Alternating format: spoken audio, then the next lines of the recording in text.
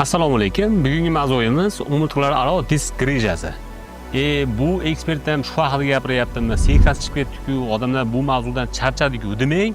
Bugun hali bironta ekspertda eshitmagan, oddiy, sodda tilda, xalq tushunadigan tilda bu kasallik, qanday kasallik, nima kasallik, buni qanday davolanadi, shu haqida to'liq video tayyorlab beraman. Biz qilayotgan mehnatlarni qadrlash va ko'proq odamlarga yetib borishni ta'minlash uchun YouTube platformasini algoritmiga ko'ra like hamda podpisatsiya tugmasini bosib, bizni qo'llab-quvvatlashda davom eting.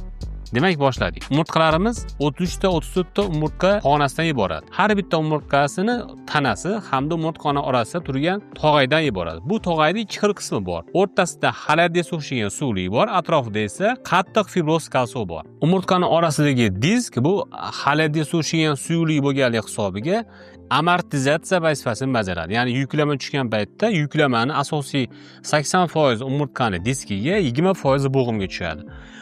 Bu diskning vazifasi umurtqani orasida turgan bu tog'ay xuddi g'isht orasidagi loy vazifasini bajaradi va suvaylarni bir-biriga birlashtirib, shu sohada oraliq masofani hosil qilishda hamda umurtqa kanalini hosil qilishda qatnashadi. Bu umurtqani orasida turgan tog'ay ikki xil qismi bor dedik. Buni xaladiyga o'xshagan yumshoq qismi bor. Bu harakatsiz turgan holatimizda to'p deb turadi. Biz bolalarda o'ynaydigan shayton to'p deymiz, ezilsak eziladi.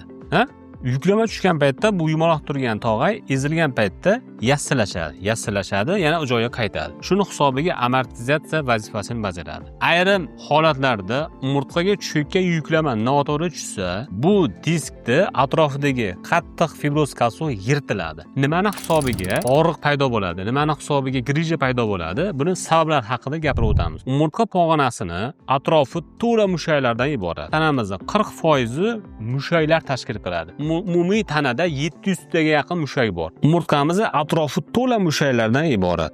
Bu mushaklar umurtqa pog'onasiga tushayotgan yuklamani kamaytirish va tanani ko'tarib turish vazifasini bajaradi. Videolarda, kinolarda ko'rgansiz shirqillagan skeletni. Bu skelet tayanch vazifasini bajarsa, u tayanch vazifasini bajaradigan skelet hech qanaqa agar boylamlar bo'lmasa, poy bo'lmasa, mushaklar bo'lmasa harakatga kelmaydi. Uni harakatini ta'minlaydigan, og'irlik yuklamasiga tushsa uni moslashtiradigan aynan mushak, poy, boylam tizimi hisoblanadi. Bizni zamonaviy tibbiyotda miolog degan mutaxassis yo'q, ya'ni mushaklarda kasalliklarni davolaydigan mutaxassis yo'q. Kardiolog bor, yurak doktori, nerv doktori bor, nevropatolog, ko'z doktori bor, okulist, ya'ni glaznoy deymiz. Lekin miolog degan mutaxassis yo'q, ya'ni muskullarda kasallikni davolaydigan mutaxassis yo'q. Shuni hisobiga ham ko'pchilik muskullarni unutib qo'yadi, esida yo'q. Lekin tasavvur qiling, tana vaznining 40% dan oshiq qismini, kilogramm vaznli tosh bosadigan bu mushaklarni ko'pchilik e'tibordan qoldiradi. Menimcha bu noto'g'ri, chunki mushak tog'ay tizimi, poylar, boylamlar bu tanani butun harakatini, tizimini boshqarishda ishtirok etadigan a'zo hisoblanadi. Bu ham bitta organ, bu ham bitta a'zo hisoblanadi. Lekin buni ko'p unutamiz. Aynan umurtqa pog'onasi kasalliklarining paydo bo'lishi uchun umurtqani atrofidagi to'la mushaklar o'z xizmat vazifasini to'laqonli bajarmaganligi hisobiga va mushaklarning tonusi yaxshi bo'lmaganligi hisobiga mushaklar hajm jihatdan bor, lekin sifat jihatdan yaxshi emas. Ya'ni ular chiniqmagan, o'zini to'laqonli tonusiga ega emas. Shuni hisobiga umurtqa pog'onasini diskiga, tog'ayga yuklama tushadi. Tog'ayga, diskiga yuklama tushgani hisobiga u yerda mayda razrivlar, yorilishlar paydo bo'ladi. Bundan tashqari, aytib o'tdik, kasallikni keltirib chiqarish sabablaridan bittasi aksariyat hollarda umurtqani atrofidagi yonbosh soha bel sohasidagi, oyoq sohasidagi mushaklarda disbalansi, mushaklarda to'laqonli sifatli emas ekanligi, ya'ni uni nakachinli, ya'ni uni tonusiga ega emasligi sabablardan bittasi. Ikkinchi sabablardan bittasi organizmda tog'ay suvay to'qimasini qayta tiklanishini yaxshilaydigan minerallar, maxsus moddalar, mineral moddalar, kaliy, fosfor, marganetsin kabi moddalarning yetishmovchiligi ham umurtqani orasidagi tog'ayda yorilishiga sabab bo'ladi. Bundan tashqari, tog'ay to'qimasini qayta tiklanish xususiyatining pasayishi, kalligellar, gialuron kislota, maxsus oqsillar yetishmovchiligi hisobiga ham tog'ay yorilish paydo bo'ladi va disk yuqori atmosfera bosimidan boshqa bir bo'shliqqa chiqadi. Endi umurtqani atrofida qattiq fibroz kalsiy, xuddi quloqqa o'xshagan qattiq fibroz kalsiy tog'ay bor dedik. Kalsiy degan sababi yumaloq halqasimon tog'aylar bo'ladi. Ichidagi xaladiyga o'xshagan suyuqlikda bosim ostida qamrab ushlab turadi. Avtomashinaning shinasini ichida bilamiz, mashina haydaydigan inson yaxshi biladi, 2,5 atmosfera, 3 atmosfera bosim bor. Diskimiz ichida 3 atmosfera, 4 atmosfera bosim bor. Tasavvur qilyapsizmi? Yuqori atmosfera bosimida muallaq ushlab turadi diskda.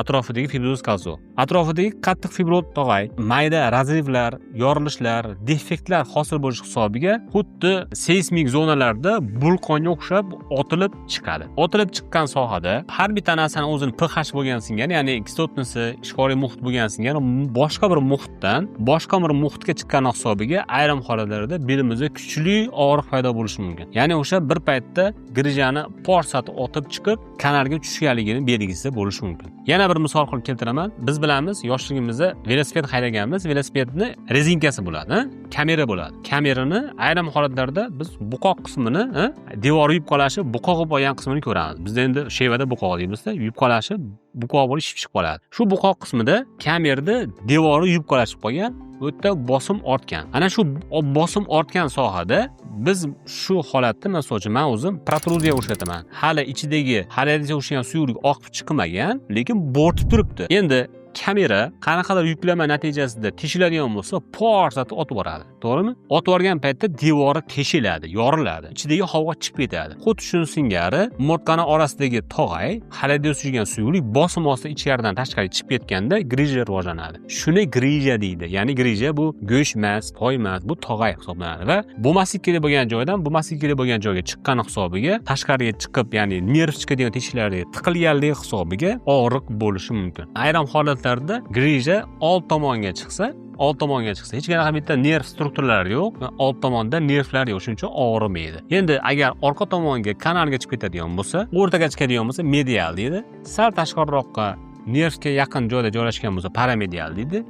Nerv chiqadigan teshikka yaqin joylashgan bo'lsa, buni foraminal deydi. Foramen degani teshik degan. Teshikka yaqin joyda joylashgan grija. Tasavvur qiling, mana maketimizda ko'rinib turibdi.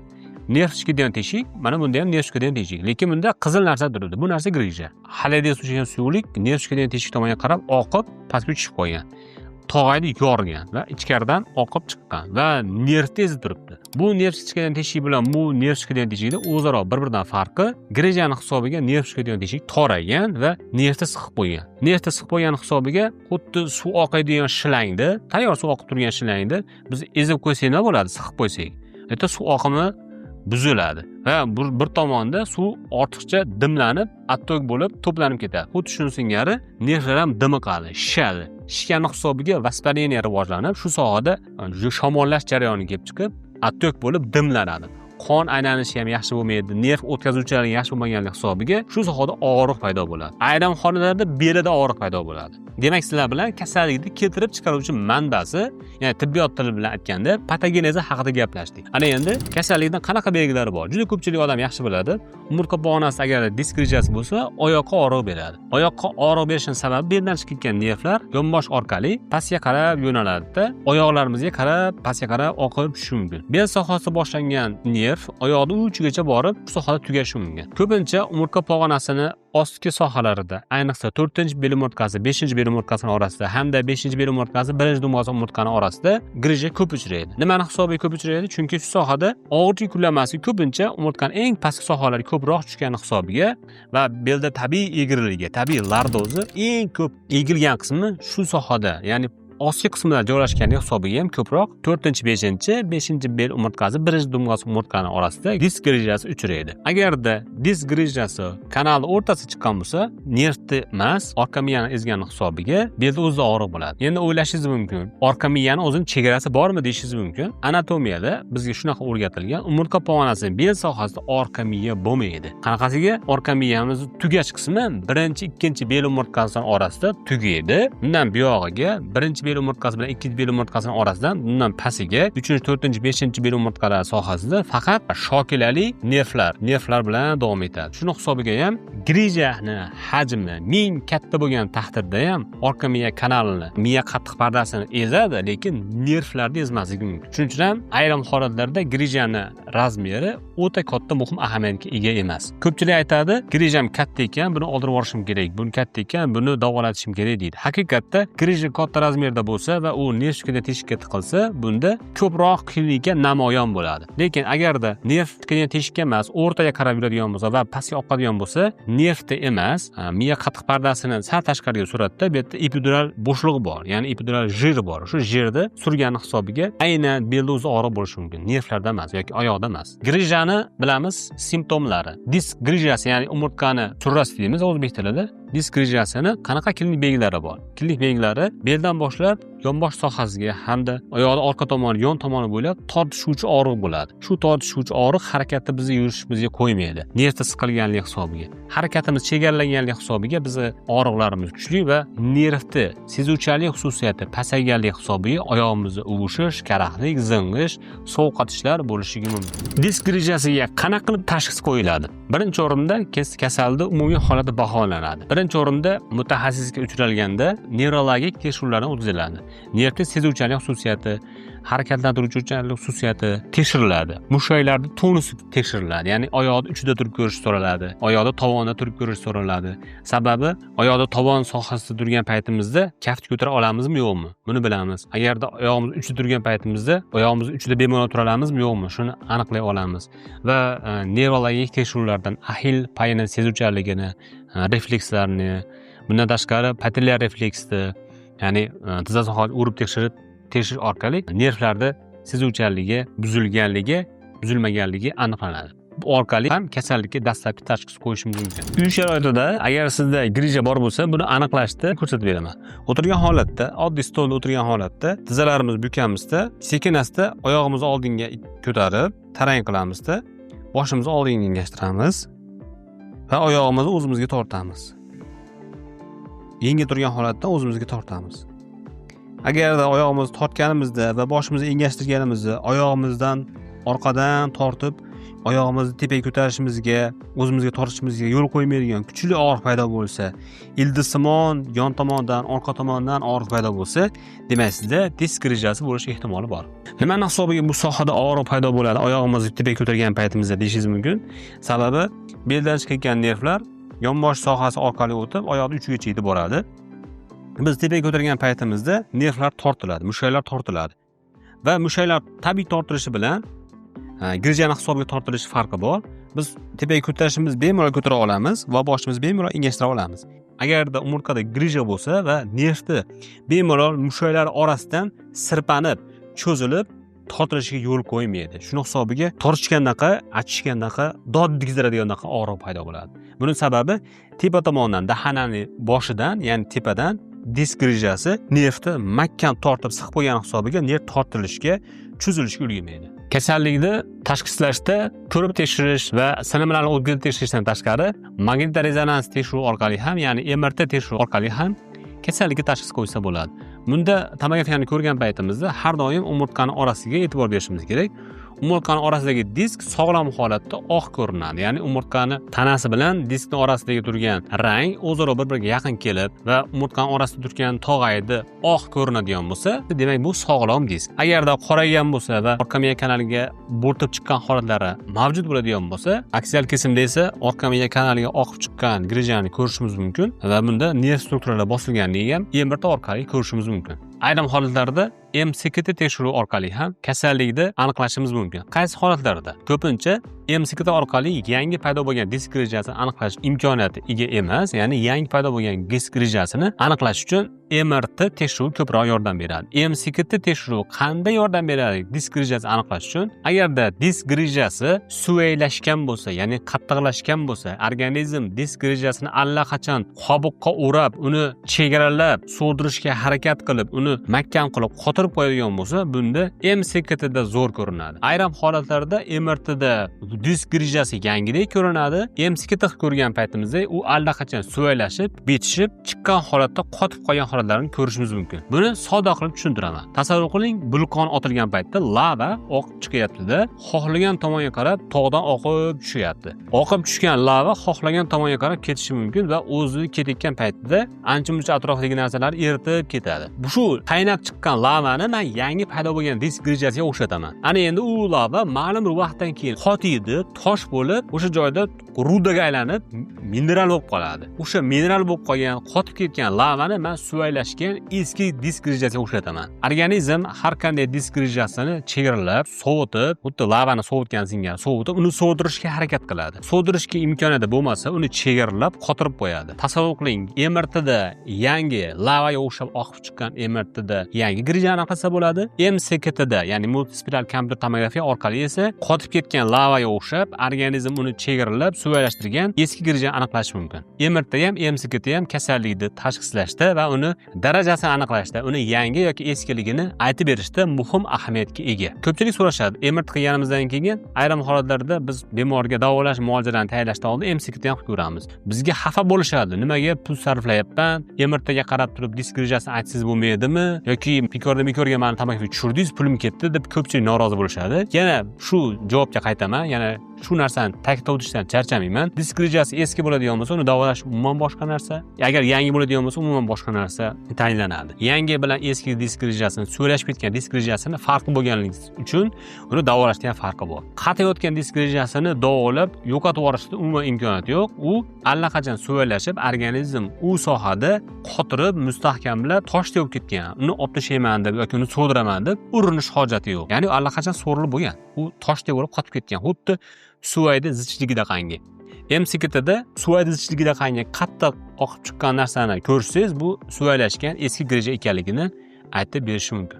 Juda ko'pchilikni qiziqtiradi, disk rejasini qanday davolash mumkin? O'zi aslida qanday davolansa disk rejasi so'riladi deb juda ko'pchilik bu narsani bizdan so'rashadi va ko'pchilik bu narsa qiziqtiradi. Disk rejasini so'dirish uchun birinchi o'rinda disk rejasining paydo bo'lishiga nima sabab kelib chiqdi?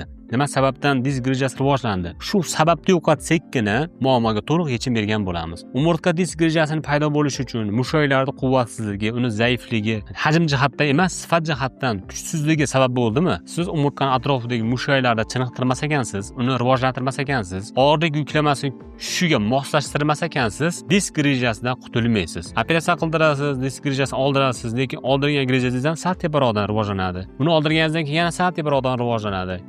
Rivojlanib hamma umurtqaning orasiga disk rejani olib tashlay olmaysiz-ku. Demak, muammoga operatsiyaning o'zi yechim emas. Umurtqani disk rejasining paydo bo'lishiga sabab bo'lgan omillardan yana bittasi, aytib o'tib ketdik, mineral moddalar yetishmovchiligi, organizmda kollagen va toy moddalarini qayta tiklanishini buzilishi deb aytib o'tib ketdik. Ya'ni organizmda kalsiyga boy bo'lgan mahsulotlar va ichimlik suvi orqali kirib borayotgan mineral moddalar, oziq-ovqatlar orqali kirib borayotgan mineral moddalarning balansini tiklash orqali ham disk rejasidan qutulsa bo'ladi. Agar siz sog'lom turmush tarziga amal qilmas ekansiz, mushaklaringizni rivojlantirmas ekansiz, mushaklaringizni chiniqtirmas ekansiz, og'irlik yuklamasini ko'tarishga moslashtirmas ekansiz, o'sha noto'g'ri og'irlik yuklamasini ko'taraverar ekansiz, noto'g'ri uxlar ekansiz va yetarli mineral moddalar tushirmas ekansiz, organizm kerakli mahsulotlar bermas ekansiz, muammodan qutulmaysiz. Buni sodda qilib tushuntirganda, davolash uchun sababni davolashlik kerak.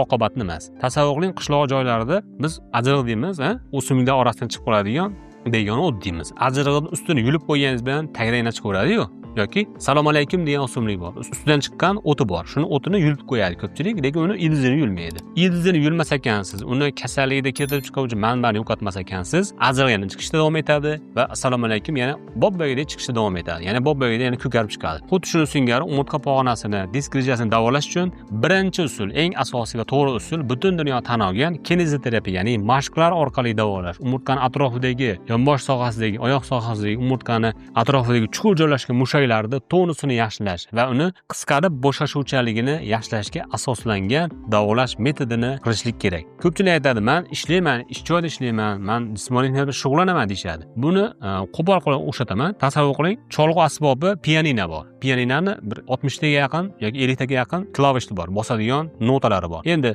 siz jismoniy mehnat bilan shug'ullanar ekansiz, 5-6 ta nuqtasini yoki 5-6 klavishini bosishingiz mumkin. Lekin pianinoni 50 ta 60 ta klavishi bor. Har bittasini bosib chiqmayapsiz-ku, to'g'rimi? Xuddi shuni singari. Agar siz 5-6 ta klavishni bosib, cholg'u asbobini cholaman, uni hammasini ishlatmayman deysiz, bu xato qilasiz. Ya'ni siz jismoniy mehnat bilan shug'ullangan paytingizda 5-6 ta klavishni bosyapsiz xolos, hammasini emas. Odam organizmida 700 taga yaqin mushak bor dedik, va mushaklar o'zini qisqarib, bo'shashuvchalik amplitudasi bor. Buni siz yetarli miqdorda amplitudani bermas ekansiz, bu mushak yetarli miqdorda ishlamaydi. Yetarli miqdorda ishlamasa, u albatta yog' bosadi. Biriktirish to'qimi orasiga kirib boradi. sarkopeniya degan narsa bor. Mushaklar orasiga fibroz to'qima, biriktiruvchi to'qima kirib boradi-da, uni atrofini yog' bosishni boshlaydi. Mushak o'z xizmat vazifasini sekin-sekin bajarmay qo'yadi. Hajm jihatdan sekin ozishni boshlaydi, atrofiyalana boshlaydi. Atrofiyalangan mushak xizmat vazifasini bajarmayaptimi? Albatta umurtqa pog'onasida, umuman bo'g'imlarda ham, boshqa a'zolarda ham sekin-asta muammo paydo bo'lishi mumkin. Va bu narsa qaytmas jarayonga ham borib qolishi mumkin. Ya'ni o'sha sarkopeniyaga yog' bosgan mushakni o'ziga keltirib olish ancha qiyin bo'ladi. Buni ko'proq qotganda xom semiz deymiz, ya'ni mushak atrofini yog' bosish deymiz. Keyingi davolash turi bu butun dunyo tan olgan fizioterapevtik muolajalar bilan davolash. Umurtqa pog'onasining atrofida joylashgan mushaklarni ishini yaxshilash va ularni oziqlantirish, umurtqaning atrofidagi qon aylanishini yaxshilash va grijani so'ndirishga xizmat qiladigan davolash usullaridan bittasi lazer terapiya. Yuqori intensivdagi lazer terapiya orqali organizmdagi mushak to'qimasini ichida mitoxondriya degan elementi bor. Mitoxondriyada ATF degan energiya beruvchi modda ajraydi. Shu ATFni rivojlanishini, sintezlanishini tezlashtiradi. Natijada organizm o'zini o'zi qayta tiklash xususiyati yaxshilanadi. Regeneratsiya xususiyati yaxshilanadi. Natijada oqib chiqqan grijani sekin lizis qilib eritishga erishish mumkin. Bundan tashqari tortishib, tirishib qo'ygan mushaklarni bo'shashtirishga asoslangan va nerv impulslarini o'tkazuvchaligini tekis qilib bir tizimga solib qo'yadigan magnit degan apparat bor. Ya'ni yuqori intensivdagi magnit apparati davolovchi muolaja hisoblanadi. Bundan tashqari udarni valvonali terapiya, igloterapiya, refleksiya terapiya, miostimulyator va plazma terapiya orqali umurtqa atrofidagi mushaklar ishini yaxshilab, lizis qilish xususiyatiga ega bo'lgan moddalarni organizmga kirgizish orqali grijani eritish va uni so'rdirish mumkin. Chiqmaydigan qilib so'rdirish mumkin. Va enter shifo klinikasida bu usullarni biz qo'llaymiz. Zamonaviy meditsinada ko'pchilik disk grijasini davolash uchun og'riq qoldiruvchi dori vositalaridan foydalanadi va ko'pchilik eshitganmiz. Diklofenak, dexketoprofen va gormonal dori vositalari, bitaspan, diprospan degan dorilarni qo'llab, grijani og'riqni qoldirib, yaxshilashmoqchi bo'lishadi. Hayollarida natijada shu grija so'rilib ketishlik kerak, shu narsa so'rilib ketadi, og'riq shu bilan yo'qoladi, muammo shu bilan qutuladi deb o'ylashadi. Lekin bu aslida noto'g'ri. Juda ko'plab holatlarda nevropatolog vrach uchragan taqdiringizda ham kineziterapiya va fizioterapiyadan tashqari asosiy dori vositasi, ya'ni asosiy davolovchi muolaja hisobida birinchi plankada og'riq qoldiruvchi, yallig'lanishga qarshi dori vositalarini yozib berishadi. Qaysi ma'noda bu to'g'ri, lekin kasallikda sababga ta'sir qilmaganligi uchun bu vaqtincha ta'sir qiladi xolos. Og'rig'ingizni vaqtincha qoldirib turadi, lekin og'riq muammo yo'qolmaganligi uchun yo'qolmaydi. Tasavvur qiling, tomog'imiz og'risa, yengillab ketsa, isitma chiqadi. Og'riq, bel sohasidagi og'riq xuddi istimaga o'xshaydi. Isitma tushiruvchi dorini ichganingiz bilan tomog'ingiz yiringlash kasalligi, angina kasalligi yo'qolmaydi-yu. Kasallikda negiziga ta'sir qiladigan dori qilinmaganligi uchun isitma yana chiqishi mumkin. Xuddi shuni singari grijani negiziga ta'sir qilmaganligi uchun og'riq qoldiruvchi dorilarning ta'siri vaqtincha bo'ladi va vaqtincha ta'sir qilgan narsa yana qaytalanishi mumkin. Yoki qo'pol bo'lsa o'xshataman, og'riq qoldiruvchi dorilar bular ko'krak yoshidagi emizikli bolaga so'zga bergan bilan bor, ya'ni so'rg'ich bergan bilan barobar. So'rg'ich bersangiz, bola 2 soat, 1 soat, 1,5 soat tinch turadi va albatta tayini ho'llab yoki qorin ochgani hisobiga baribir onasidan so'raydi. Onasi vazifasini kineziterapiya hamda fizioterapiya bajaradi. So'zga vazifasini, ya'ni so'rg'ich vazifasini esa og'riq qoldiruvchi dorilar, tabletkalar, siruplar va gormonlar vazifasini bajaradi. Endi siz o'zingiz tanlang. Siz qaysi usulda davolashni afzal deb bilasiz, to'g'ri deb bilasiz. Bugundan keyin o'zingiz uchun bilib oldingiz.